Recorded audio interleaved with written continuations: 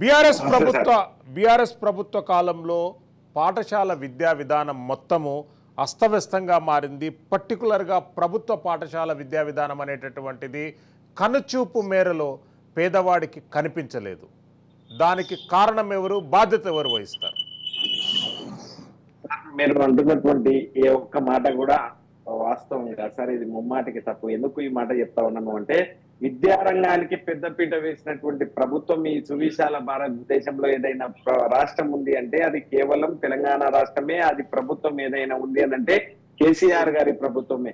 విద్య ఉంటే వివేకం వస్తుంది, వివేకం ఉంటే సమాజంలో ఉన్నటువంటి అసమానతలన్నీ తొలగిపోతాయి అని చెప్పి జ్యోతిరావు పూలే గారు చెప్పింది సార్. ఇవాళ తెలంగాణ పూలే కేసీఆర్ గారు ఇవాళ మానవీయ కోణంలో ఆలోచన చేసి సకల జనుల సంక్షేమమే లక్ష్యంగా అభివృద్ధి ధ్యేయంగా పనిచేసినటువంటి కేసీఆర్ గారు. కాదండి, కాదు అరవింద్ గారు, కాదు ఇంత విధ్వంసం జరిగినాక కూడా మీరు ఎట్లా ఒకాలతో పుచ్చుకుంటున్నారు అర్థం కావడం లేదు కేసీఆర్ గారికి.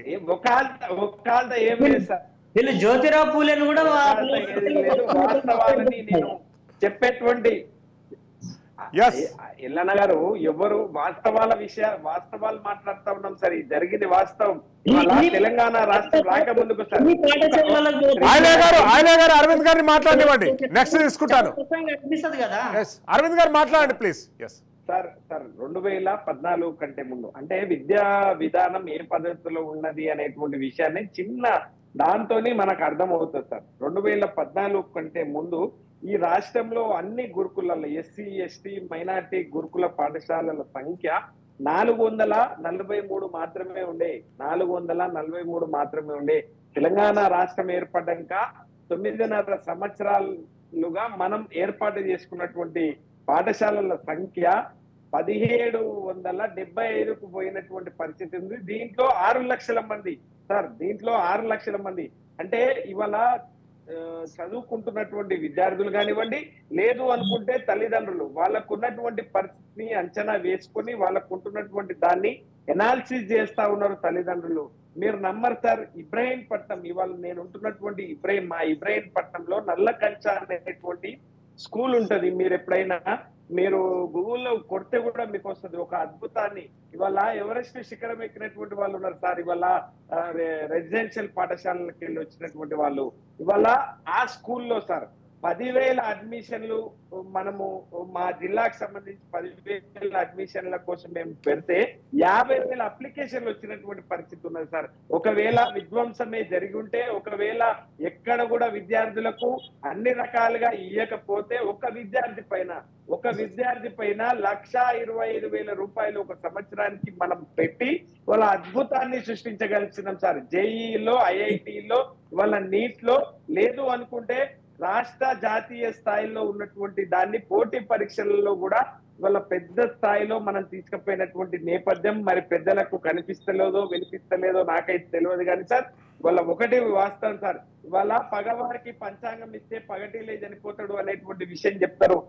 వాళ్ళకు మాట్లాడేటువంటి అవకాశం మా పైన ఇస్తే గిట్లనే చెప్తారు. కానీ నిజాయితీగా, నీతిగా, నిజంగా చదువుకున్నటువంటి లబ్ధి పొందినటువంటి లబ్ధిదారులను నడిపితే కేసీఆర్ గారు వాళ్ళ పట్ల చూపించినటువంటి ప్రేమ ఏంటి అనేటువంటి విషయం చెప్తారు. కానీ ఈ ఇట్లా మాట్లాడితే సరైనటువంటి అది కాదు సార్. సార్ ఏది ఏమైనా అయ్యిందాన్ని ఆకిట్లా కాందాన్ని కంచాన పెట్టినటువంటి మాట్లాడితే సరే అది మీ విఘ్నత. జనమందరూ కూడా చూస్తా ఉన్నారు ఏది వాస్తవం ఏది అబద్ధము అనేటువంటి విషయం చాలా స్పష్టంగా తెలుసు.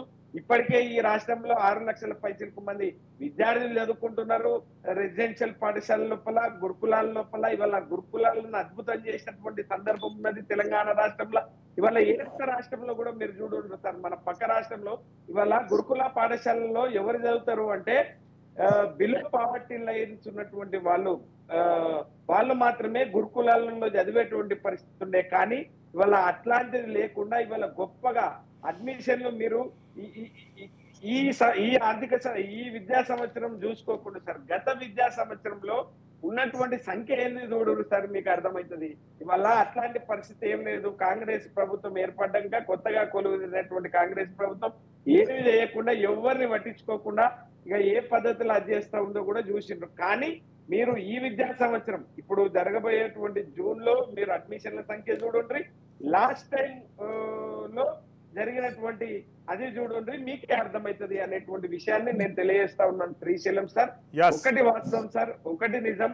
ఇవాళ చదువుకున్నటువంటి విద్యార్థులని ఈ మాట అడిగితే వాళ్ళు మీ కార్యక్రమానికి వచ్చే కంటే ముందు సరే దానిపైన అది ఉండాలి కదా అనేటువంటి ఆలోచన లోపల రివ్యూ తీస్తే ఒక అద్భుతాలు అంటారు. ఇవాళ పేదరికంలో అత్యంత పేదరికం వాళ్ళు, అణగారిన వర్గాల్లో అత్యంత అణగారిన వర్గాలు, అణిచివేతకు గురైనటువంటి వాళ్ళలో అత్యంత అణిచివేతకు గురైనటువంటి వాళ్ళు, దళితులు, ముఖ్యంగా దళితులు, బీసీలు, వీళ్ళందరూ కూడా వాళ్ళ తల్లిదండ్రులకు ఉన్నటువంటి పరిస్థితి, వాళ్ళకు ఉన్నటువంటి ఎకనామిక్ పరిస్థితి అంటే ఆర్థిక పరిస్థితులు మెరుగు లేక మేము చదువుకోలేము అనేటువంటి బాధలో 10వ తరగతి వరకు మేము అదైనము. కానీ కేసీఆర్ గారి ప్రభుత్వం ఏర్పడ్డాక కేసీఆర్ గారి మానవీయ కోణంలో ఆలోచించి మా గురించి ఈ రాష్ట్రం బాగుపడాలంటే, ఈ రాష్ట్రం దేశంలోనే గొప్ప రాష్ట్రంగా ఉండాలి అని అంటే అది విద్యతోనే అయితేనే సాధ్యమవుతుంది అనేటువంటి విషయాన్ని ఇవాళ గ్రహించినటువంటి కేసీఆర్ గారు సార్. అంతేకాకుండా సార్